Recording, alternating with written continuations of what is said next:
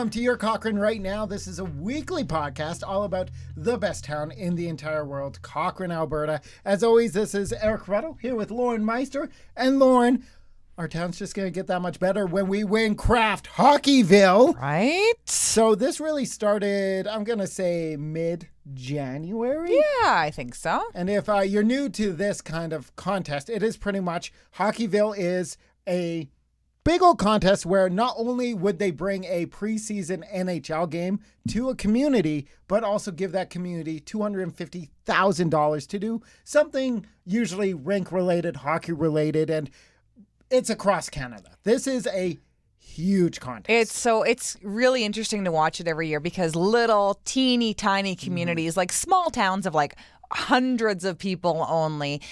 They put so much effort into their video submissions, their photo submissions, and sometimes they win this big prize, but not this year. This year it is going to be Cochrane. So last that we have heard, we're in fourth place in all of Canada. So of course, the Cochrane Arena, it is 50 years old this year. So how sweet would that be to win this cash prize? But also, that NHL preseason game to Cochrane. Could you even imagine bringing all those huge NHL stars right to our town?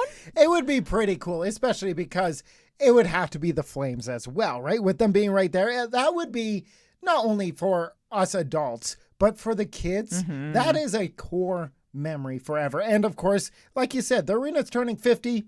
She could use a little money. She needs a little tightening and a little lifting here and there. Yeah. So there's a lot of cool nominations going in. I know we have a couple of days left to get all those nominations in, and it is all about the community. Like, there isn't a panel going through, does Cochrane deserve it? No. Right now, it is all about just submissions. So if you have ever even stepped in the door of the Cochrane Arena, please post it. Well, it's really simple. You basically just head over to the Hockeyville website. You make an account, which takes like 2 seconds. You fill out a little bit of information. Again, it takes a couple more seconds. And you don't have to do a full-on video. I mean, they're encouraging you to do videos. But even if you do a video, it could be like a little selfie video. You could just do it with your phone, upload it there. Super, super simple. You don't need to be this expert videographer or anything.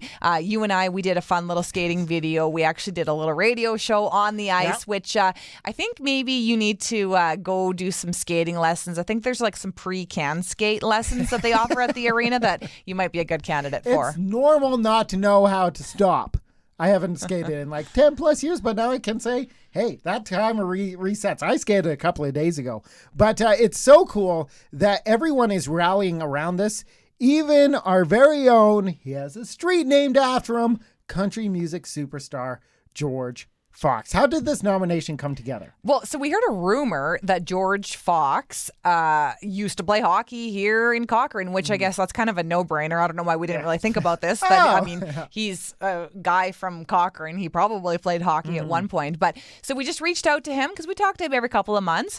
And he lives in Ontario now. But he got back to us very, very quickly. And he's like, I used to play hockey there. I was there when it kind of first opened. He was on a bantam team. He's like, I was a terrible hockey player. He recalls this one game, this one tournament that they went up to Peace River. He's like, at least 2 of the players came home in casts because they broke their legs. Oh my gosh. They got completely smoked. And he said it was really exciting times for Cochrane because the Cochrane Arena was the first ice surface with artificial ice here in Cochrane. Yeah, because he would have been like probably year 1 of this arena. So he saw it all shiny and new. And I just absolutely love that those memories are still so fresh with him 50 years later. Right? And he even sent us a drawing that one of his teammates did of like every single player. And there's George in the corner. You can tell he's just a teenager. He's got his long rock star hair. It's like, man, this arena has so much history, and it's so cool that it's getting the love, and we're climbing those leaderboards. It's pretty cool. So any help that you can provide to get this, because $250,000 and that preseason NHL game, that'd be so sweet for our community. So as a kid, did you babysit a lot? Like, was that a source of income for you? I never watched a child until I had a child. Oh. So no, never. Trial by fire. Oh, why does it keep pooping? Yeah, pretty much. I never changed a diaper. I never Oh, watched my a kid. All of a sudden, when I was home alone with my baby, I was like, wait a minute. Is it too late to go back here? What do I actually do?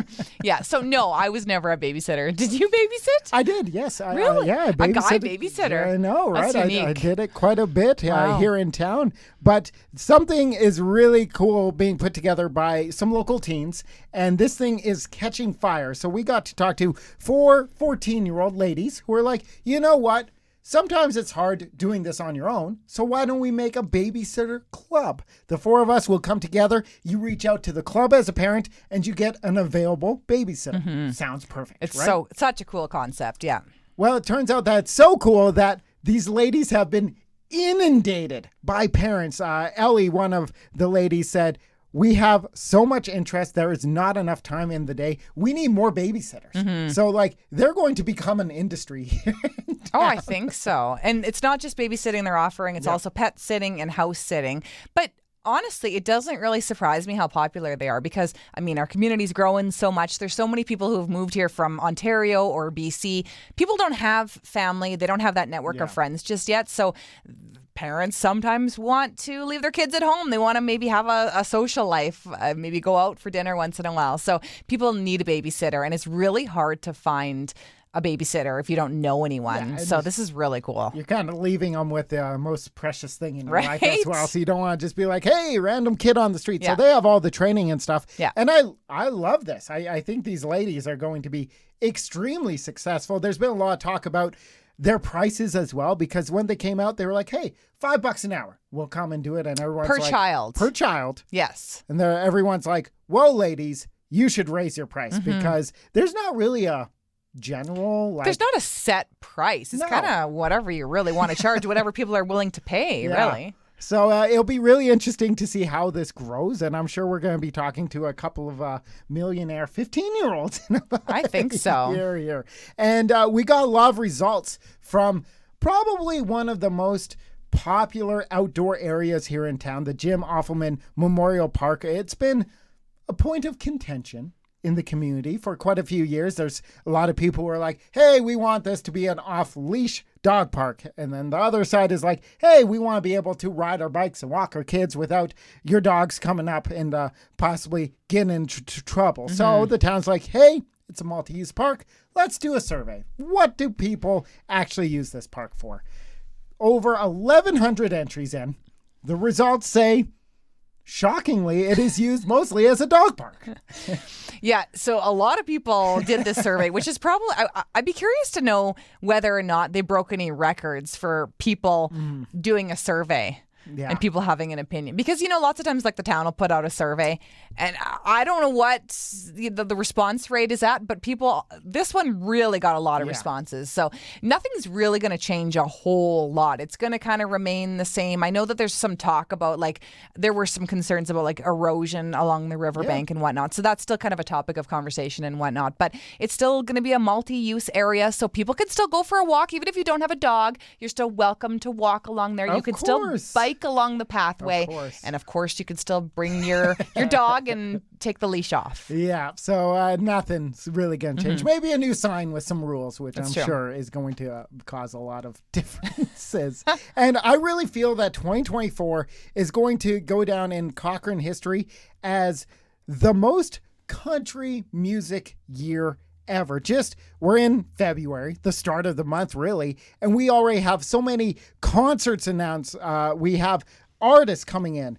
Gord Bamford, he is coming in, 3 months? Back 2 months? to town in April. Oh, my gosh. And he puts on such a show. It's been really cool after announcing that. We've had people calling in with stories of being like, oh, yeah, I knew Gord because he's a Central Alberta boy, right? He's been around for so long, and we got to see him in Cochrane 2 years ago. Yeah, about 2 years He puts on ago. a heck of a show. He does, and it's one of those concerts where it's kind of similar to a Garth Brooks concert in the sense that every word to every single song. It's just going to be a good time. You know what to expect, and he's just fun.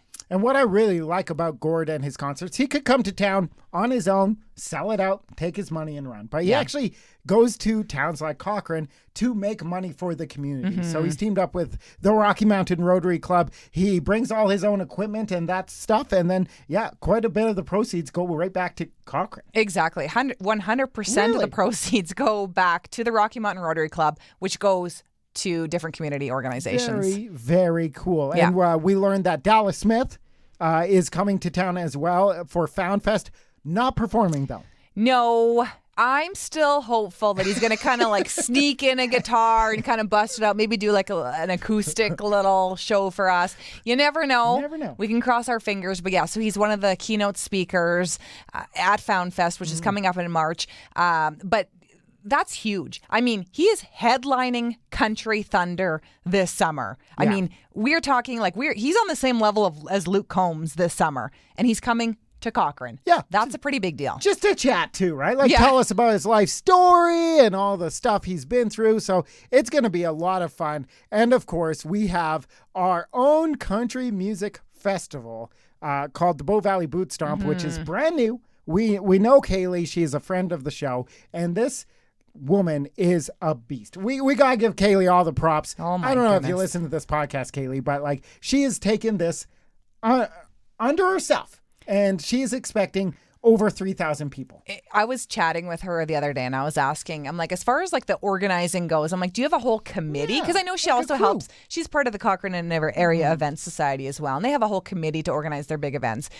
And I asked her about this. And she said, no, she doesn't really have a committee. It's her. She's got a few staff members at her company, but it is her organizing this massive, massive event where it's going to be 2 full days of nonstop country music. There's going to be camping. There's going to be a marketplace.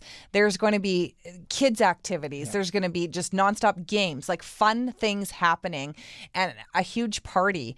And it's Kaylee organizing it. Good on her. Wow. And stories like Kaylee actually aren't rare here in Cochrane. There's so much passion behind a lot of these community members who they do not necessarily to make a ton of money or anything, just because they're like, this is the best town in the world and it deserves the best events, the best charities, the best everything. So it is going to be so much fun. We know Aaron Goodvin's going to be there, Doc Walker.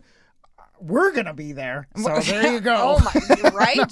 Same level. Same level as the headliners. But it is just going to be a banger year here in town. If you love music, and honestly, I really just hope this continues to grow. I know our biggest venue is the Cochrane Lions Event Center, so you got your 500 people there. But with the Boot Stomp showing maybe outdoor events could be even bigger here. Exactly. Let's fill it up with concerts, man. Yes. And then 2025, maybe we can bring Garth Brooks, Taylor Swift, Luke Combs, people like that. Exactly, right? We'll just bring them all in a row. I'm sure Cochrane will just be... That's doable. It'll be like Vancouver, Toronto, Cochrane, Alberta on their list, right? Yes. Let's do it. That is everything going on in Cochrane right now. You can grab this podcast on all your favorite podcast services. And until next time, talk to you again soon.